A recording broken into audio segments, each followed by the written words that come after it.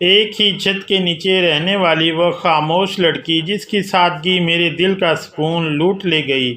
میں نے کبھی سوچا بھی نہ تھا ایک معمولی حادثے نے جب مجھے اس کے سحر انگیز قرب میں لا کھڑا کیا تو میرے دل میں ایک ایسی تڑپتی ہوئی ممنوعہ محبت نے جنم لیا جس کا انجام تباہی کے سوا کچھ نہ تھا۔ آئیے سنتے ہیں کامران کی زبانی یہ درد بھری داستان جہاں وہ کسی اور کی امانت کو اپنے دل کی دھڑکن بنا بیٹھا۔ میرا نام کامران ہے اور میری عمر اس وقت 26 سال ہے اور میں ایک اچھی فیملی سے تعلق رکھتا ہوں۔ یہ آج سے 2 سال پہلے کی بات ہے جب تایا کی اکلوتی بیٹی ہمارے گھر رہنے آئی تھی۔ تایا کی بیٹی گورے رنگ کی 21 سالہ لڑکی تھی اور بہت خوبصورت تھی۔ 1 مہینہ کچھ دن اوپر ہوئے تھے اسے ہمارے گھر آئے ہوئے اور اس کی ہمارے گھر موجودگی کے پیچھے بہت عجیب سے واقعات تھے۔ 2.5 مہینے پہلے تائی کا اچانک انتقال ہو گیا تھا اور تایا آدمی میں سپاہی تھے، اس لیے جہلم کے بعد وہ اپنی ڈیوٹی پر واپس چلے گئے، مگر واپس جانے سے قبل اپنی اکلوتی بیٹی کی رہائش کا انتظام کرنا تھا۔ تایا دھیانی گاؤں میں رہتے تھے اور سب سے بڑے تایا بھی وہی مقیم تھے۔ اصولاً اسے اپنے بڑے تایا کے گھر چلے جانا چاہیے تھا، لیکن اب ایک سنسان سے گھر میں تنہا لڑکی کیسے رہ پاتی؟ مگر میرے ابا اپنے بڑے بھائی سے منت سماجت کر کے اسے ہمارے گھر لے آئے۔ ویسے تو لوگ پرائے بچوں کو اپنے ہاں ٹھہرانے میں تذبذب کا شکار رہتے ہیں، مگر میرے ابا اسے ہمارے ہاں ٹھہرانے پر بضد تھے کیونکہ ہمارا گھر گاؤں سے بہت دور دوسرے شہر میں تھا۔ چھوٹے تایا کے واپس لوٹنے سے 1 روز قبل ابا جا کر تایا کی اکلوتی بیٹی کو ہمارے گھر لے آئے۔ ہم 3 بھائی تھے اور اپنی ماں کے سوا کسی لڑکی کو اپنے گھر نہ کبھی دیکھا نہ اس کا کوئی تجربہ تھا۔ میں سب سے بڑا، پھر جاوید اور پھر فیصل۔ تایا کی بیٹی جاوید کی ہم عمر تھی اور مجھ سے تقریباً 2 سال چھوٹی تھی۔ شروع کے دنوں میں جب وہ آئی تو اس کی آنکھوں کے گرد گہرے حلقے تھے، یقیناً ماں کی جدائی نے اسے مغموم کر دیا تھا۔ وہ خاموش طبیعت اور اپنی ذات میں مگن سی لڑکی تھی، بہت عام سی۔ BSc کا پہلا سال تھا تو گاؤں سے شہر آنے پر دوبارہ اس کا داخلہ شہر کے کالج میں کروا دیا گیا۔ وہ گھر کے چھوٹے موٹے کام کرتی اور اماں کا ہاتھ بٹا دیتی، اپنی پڑھائی میں مگن رہتی۔ گھر میں اماں کے بعد فیصل تھا جس سے اس کی تھوڑی بہت بے تکلفی تھی۔ ہم اپنی دنیا میں مگن تھے اور زندگی چلتی جا رہی تھی، مگر اس بہتی زندگی میں اچانک جنبش تب ہوئی جب میرا ایکسیڈنٹ ہو گیا۔ یونیورسٹی سے گھر آتے ہوئے موٹر سائیکل رکشے سے ٹکرائی۔ حادثہ اتنا شدید نہ تھا، اسی لیے میرے بازو اور ٹانگ پر چوٹیں آئیں، باقی سب ٹھیک ٹھاک تھا۔ یہ بس ایک ہی دن تھا میں نے اس لڑکی کو اتنا قریب سے دیکھا کہ مجھے اپنے دیکھنے پر افسوس ہوا۔ اس سے قبل میں کبھی اتوار کو بھی گھر میں نہ ٹھہرا، شاید یہی وجہ تھی کہ مجھے کبھی اس کی موجودگی کا احساس نہیں ہوا تھا۔ یہ میرے حادثے کا دوسرا روز تھا اور میں پچھلا سارا دن کمرے میں پڑا رہا۔ درد اور سوجن تھی جس کے باعث بخار نے آ لیا۔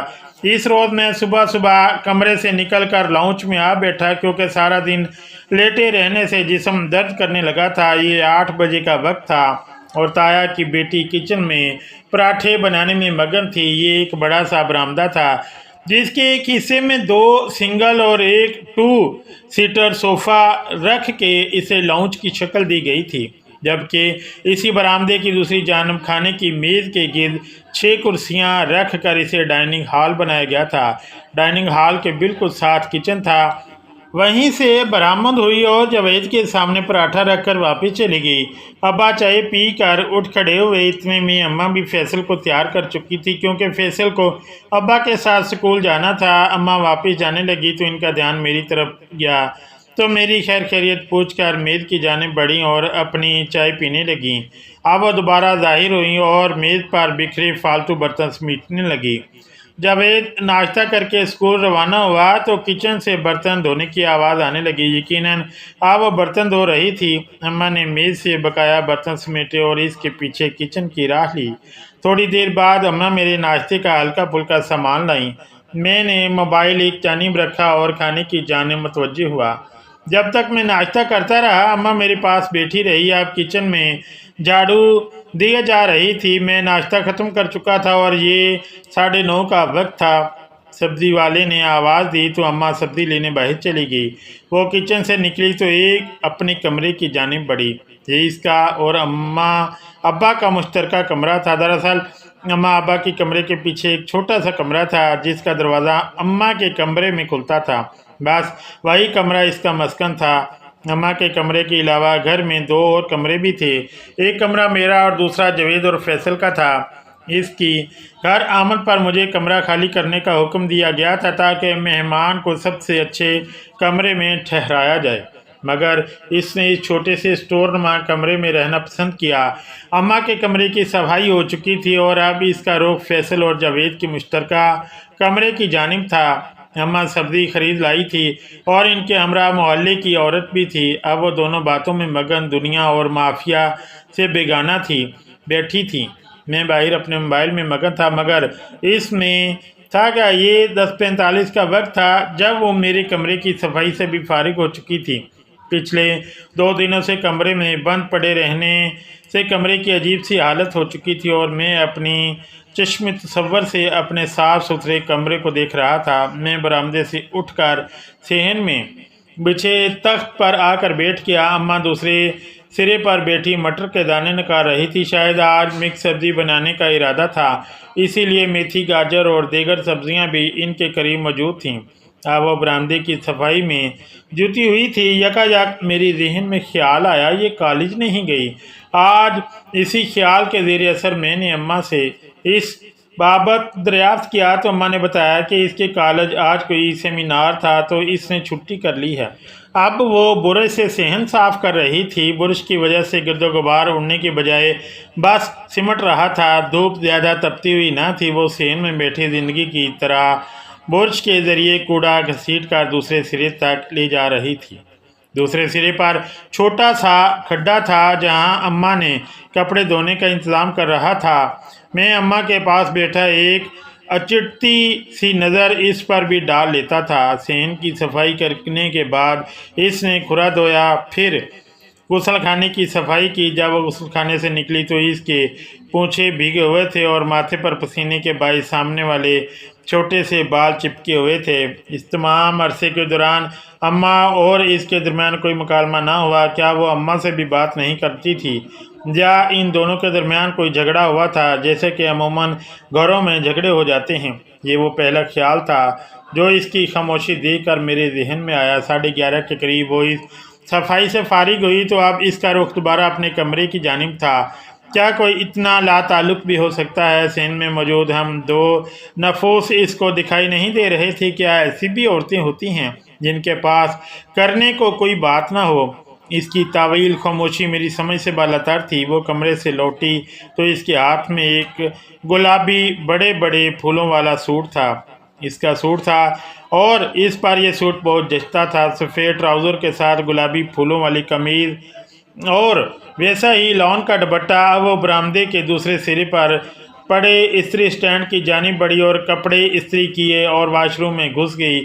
میں مکمل طور پر موبائل میں مگن تھا کہ کچھ دیر بعد گیلے بالوں پر تولیہ لپیٹے وہ غسل خانے سے نکلی اور کمرے کی جانب بڑھ گئی۔ اب وہ ایک بار پھر ہمارے ارد گرد ظاہر ہوئی۔ گلابی پھولوں والا دوپٹہ اس کے سر پر تھا اور وہ تخت کی جانب بڑھ رہی تھی اور میں نے قصداً اپنی آنکھیں پھیر لیں۔ وہ اماں کے قریب رکی۔ میں میتھی کی ایک شاخ سے کھیلتا اس کی آواز کا منتظر تھا کہ شاید اس کے لفظ کسی سمت کو نکلیں۔ وہ کچھ لمحے یوں ہی اماں کے قریب کھڑی رہی تو ہمارے ارد گرد لوشن کی بھینی سی خوشبو پھیل گئی۔ میں نے اپنی دکھتی ٹانگ سیدھی کی تو اماں نے مسکرا کر اسے دیکھا اور پاس رکھی ٹوکری اس کی جانب بڑھائی جس میں مٹر کے دانے اور آلو تھے۔ اس نے ٹوکری تھامی اور پھر کچن کی جانب چل دی۔ اب وہ میری نظروں سے اوجھل ہو چکی تھی۔ اتنی خاموشی۔ اب دھوپ تھوڑی تیز ہونے لگی تو اماں نے مجھے بھی اٹھنے کا حکم دیا۔ میں اب اس خاموش ڈرامے سے اکتا گیا تھا، اس لیے میں نے اپنا فون اٹھایا اور کمرے کی جانب چل پڑا۔ کمرہ حقیقتاً میں صاف ستھرا اور میری چشم تصور جیسا ہی تھا۔ ہر چیز اپنی جگہ پر موجود، گرد اور غبار سے پاک تھی۔ اب مجھے بھی صاف ہو جانا چاہیے تھا۔ اسی خیال کے پیش نظر میں اپنی ٹی شرٹ اور ٹراؤزر اٹھائے غسل خانے کی جانب بڑھ گیا۔ برش کرنے اور نہانے کے بعد میں نے لباس تبدیل کیا۔ میں غسل خانے سے نکلا تو ہانڈی میں چمچ ہلانے کی آواز آنے لگی۔ اماں ابا کے کپڑے استری کرنے میں مگن تھی اور یقیناً کچن میں وہی موجود تھی۔ اماں نے میری دھلی دھلائی صورت دیکھی تو مسکرا دی، پھر یہ بھی ادھر ادھر گفتگو کرنے لگے تو میں دوبارہ اماں کے قریب لاؤنج میں بیٹھ گیا۔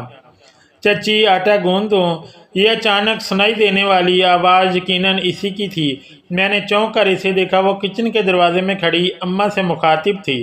اماں نے آٹا گوندنے سے منع کر دیا کہ فریج میں پڑے آٹے سے گزارا ہو جائے گا۔ وہ سر ہلاتی دوبارہ کچن میں گھس گئی۔ میں اس کی مصروفیات پر رشک کر رہا تھا کہ ایک میں تھا جو چھٹی کے روز اٹھ کر موبائل دیکھنے اور 3 وقت کے کھانے کے سوا کچھ نہیں کر پاتا تھا، اور دوسری طرف وہ جو زیادہ صبح کے وقت سے اب تک چلتی پھرتی چھوٹے بڑے سب کام نپٹا رہی تھی۔ تھوڑی دیر بعد وہ ٹرے میں چاول، مونگ اور مسور کی دال ڈالے چنتی ہوئی باہر آ گئی اور میز کے گرد پڑی کرسیوں پر ایک نکال کر بیٹھ گئی۔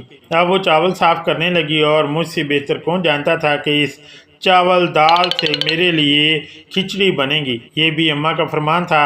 میں ایک نظر اس پر ڈال کر اب اماں کو دیکھ رہا تھا۔ اب اماں کسی قمیض کا بٹن ٹانک رہی تھی۔ وہ اتنا کام کیوں کر رہی ہے؟ اماں اس کا ہاتھ کیوں نہیں بٹا رہی؟ کیا یہ تمام کام مشکل نہیں؟ شاید مکس ویج کا یہ سالن تیار ہو چکا تھا اور زیرے کی خوشبو گھر میں ہر طرف پھیل چکی تھی۔ شاید کھچڑی چولہے پر چڑھانے کو تیار تھی۔ پیاز ہلکے براؤن ہوئے تو میں کچن میں داخل ہوا۔ اب وہ نمک اور کالی مرچ کی کڑھائی میں ڈال رہی تھی۔ مجھے اندر داخل دیتے ہوئے وہ سمٹ کر ایک جانب ہو گئی۔ میں نے فریج سے پانی کی بوتل نکالی تو اس نے قریب رکھے گلاس سے تھوڑا سا پانی کڑھائی میں ڈالا۔ اب مسالے کی بنائی کا وقت تھا۔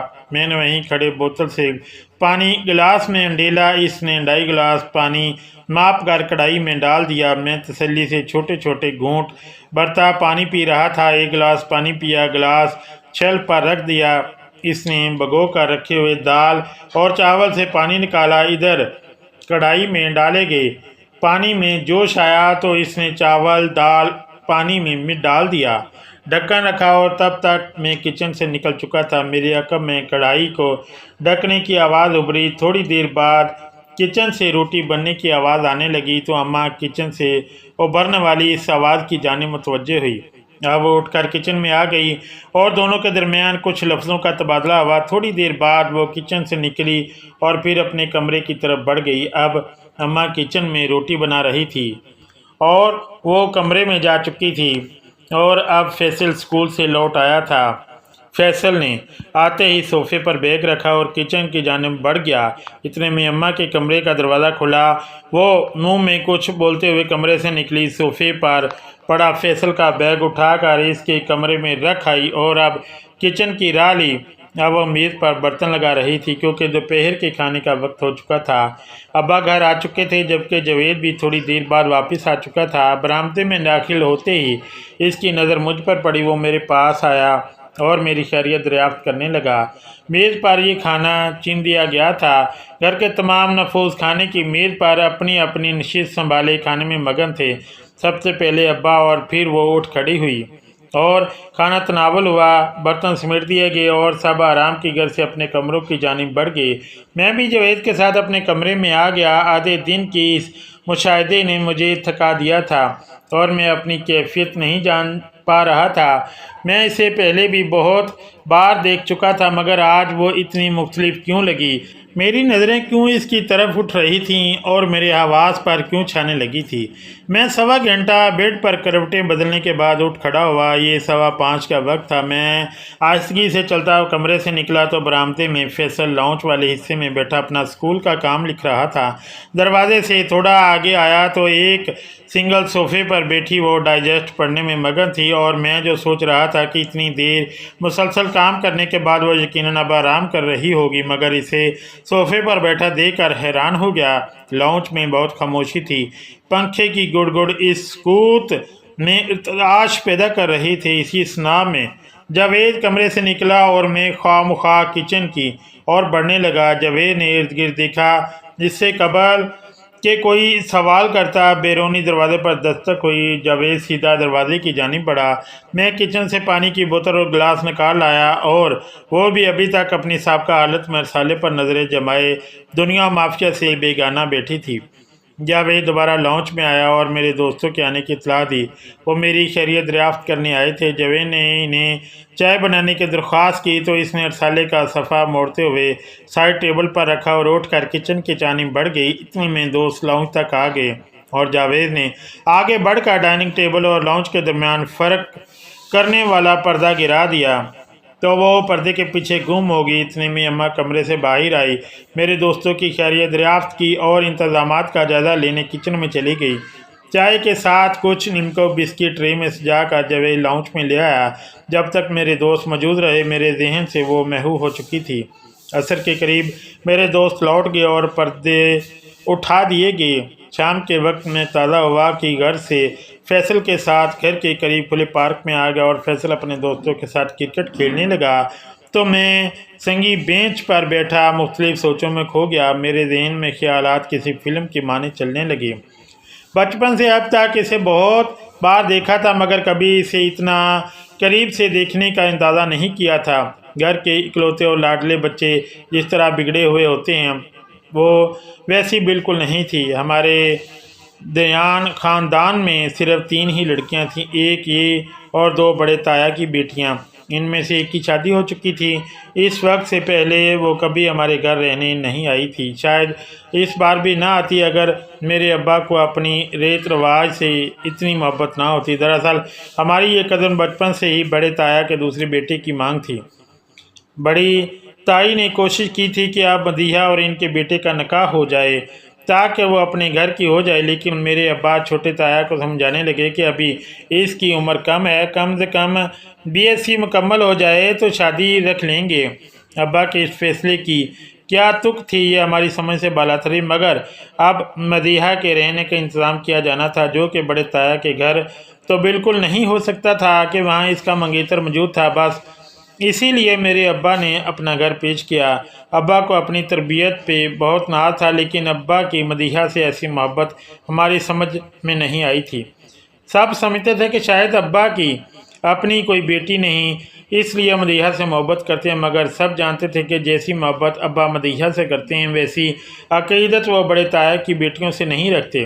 اب میرے خیالات کی روح اس جانب بہ نکلی۔ چھوٹی تائی کی وفات کے وقت میرے ابا اتنے مغموم تھے، بعض تھکے آ رہے جیسے کچھ بہت قیمتی کھو گیا، اور شام ڈھلنے لگی تو میں فیصل کو ساتھ لیے باہر چلا گیا، اور آج تو دل پر کچھ عجیب سا بوجھ تھا۔ تھوڑی دیر گھومنے کے بعد گھر لوٹ آیا تو اپنا ہی گھر پر آیا اور بیگانہ سا لگنے لگا۔ آخر کیا ہوا تھا اس ایک دن نے کہ اچانک سب کچھ بدل دیا۔ میری نظریں اس کی متلاشی تھیں، اور پھر وہ جاوید کے کمرے سے نکلتی ہوئی دکھائی دی۔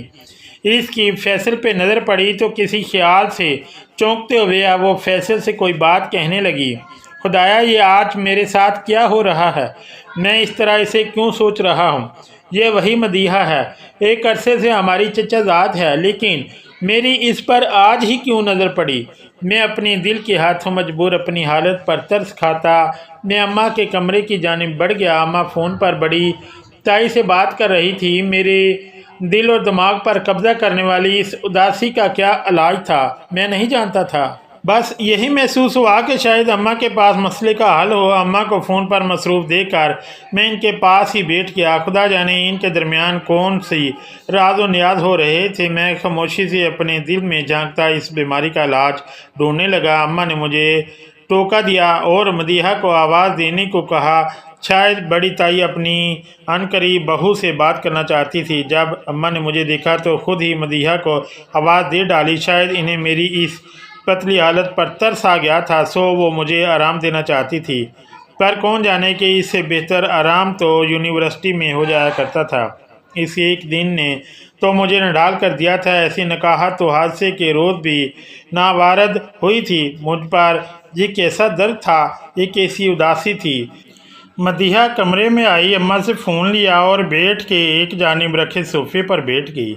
इसकी आवाज़ बहुत धीमी और काबिल समात ना थी। मैं अम्मा के पहलू में बैठा यूं ही दुखती टांग सीधी की और सोच रहा था कि कल हर हाल में यूनिवर्सिटी जाऊंगा, शायद ये दिमागी तवाज़ुन भी बेहतर हो जाए। और फिर यही हुआ। मैं अगले रोज़ यूनिवर्सिटी चला आया। 3-4 रोज़ बाद दोस्तों से मिला, सबसे हाल अहवाल दरियाफ्त किया। कुछ देर तक तो सब भूले बैठा रहा, मगर फिर अचानक से उदासी का दौर चला। दोस्तों ने इसे मेरी बीमारी से ताबीर किया और मुझे ज़्यादा छेड़ने से एहतियात करने लगे, पर यह उदासी का दौर तवील तर होता चला गया। फ़कत एक दिन था और ये सब तमाम हुआ। सियाने यूं ही नहीं कहते कि एक लम्हे की भी बड़ी अहमियत होती है। 25 सालों की इस ज़िंदगी में लातदाद दिनों की रवादात मेरे हाफजे से निकल गई और वो एक दिन ऐसा पुख्ता हुआ कि मेरे हाफजे में सब बैठ गया। वक्त गुजरता चला गया और इसी दौरान बड़ी ताई भी हमारे घर वक्तन फ़वक्तन आती रही। वो अपने कॉलेज के साथ साथ घर के भी छोटे बड़े काम करती रही और मेरी मसरूफियात बढ़ने लगी। मैं यूनिवर्सिटी से निकल कर अब नौकरी की तलाश में मारा मारा फिरने लगा।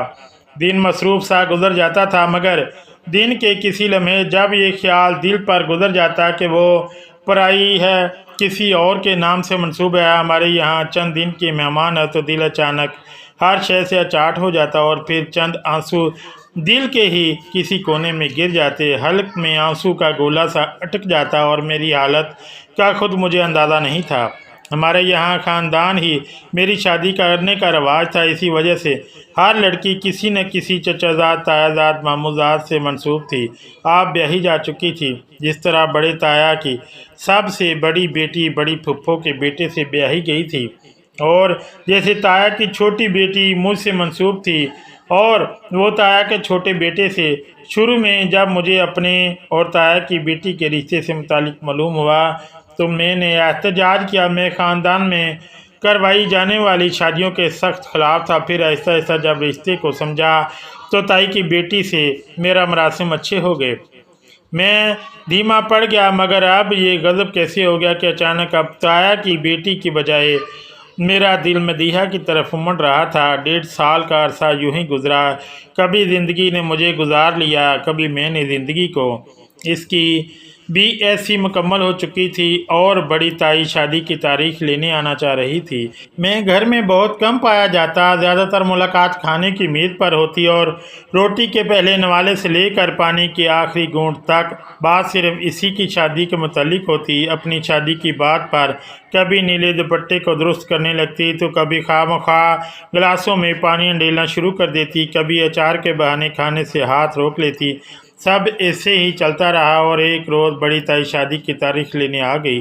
1 माह बाद तारीख तय पाई। मुबारकबाद की सजाएं बुलंद हुईं और इस खुशी के मौका पर मिठाई का डब्बा खोल दिया गया।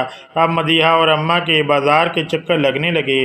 इसके चेहरे पर वही जमूद था। कभी कोई एहसास चेहरे पर न उभरा। शायद मेरे पास देखने वाली आँख ही ना थी। इसे देखकर कुछ महसूस ना होता था कि वो खुश है, उदास है, मुतमिन है या गैर मुतमिन, मगर मेरे इत्मीनान के औज़ान ख़ता हो रहे थे। मैं अपने असाब पर काबू पाता घर से निकल जाता। देर तलक तन्हाई में बैठा अपनी सोचों का रुख फेरने की कोशिश करता। लाख दिल को समझाता, मगर आखिर एक ही सवाल उभरता, मेरा दिल इसे क्यों चाहता है? इसका मेरे हो जाने में क्या अच्छाई है? क्या है जो मुझे बेचैन कर रहा है? जब ना इसने कोई उम्मीद दिलाई, ना मेरी तरफ से कोई पेशरफ्त, फिर ये कौन अंदरूनी चाल चल रहा है? पर यहाँ तो बस लायानी या बेयकीनी सा माहौल था। एक रोज़ जब इसकी शादी में 6 दिन बाकी थे, मेरे दिल के हाथों मजबूर अम्मा के कमरे की जानिब बढ़ा। यह अक्टूबर का महीना था और रात 8 का वक्त था। कमरे में अम्मा तनहा नए कपड़ों की तह लगा रही थी। बाबा शायद किसी काम के सिलसिले में घर में मौजूद न थे। जिस वक्त मैं अम्मा के करीब बैठा तो अम्मा के हाथ में हल्के गुलाबी रंग का रेशमी कामदार दुपट्टा था, जिसे वो एहतियात से तय लगा रही थी। गुलाबी रंग मदीहा पर जचता था। अम्मा मेरी नज़र से इसे देखती तो शायद इसे सभी गुलाबी रंग के जोड़े दिला देती। ये कहानी हमें सिखाती है کہ انسانی دل کے جذبات چاہے کتنے ہی گہرے اور سچے کیوں نہ ہوں، خاندانی روایات، رشتوں کا احترام اور تقدیر کے فیصلوں کے سامنے سر جھکانا ہی پڑتا ہے۔ کبھی کبھی خاموش محبت کو دل کے کسی کونے میں دفن کر دینا ہی رشتوں کی بقا کے لیے ضروری ہوتا ہے۔ یاد رکھیے، زندگی ہمیشہ ہماری خواہشات کے مطابق نہیں چلتی، بلکہ اصل بہادری حالات کو قبول کرنے کے آگے بڑھ جانے میں ہے۔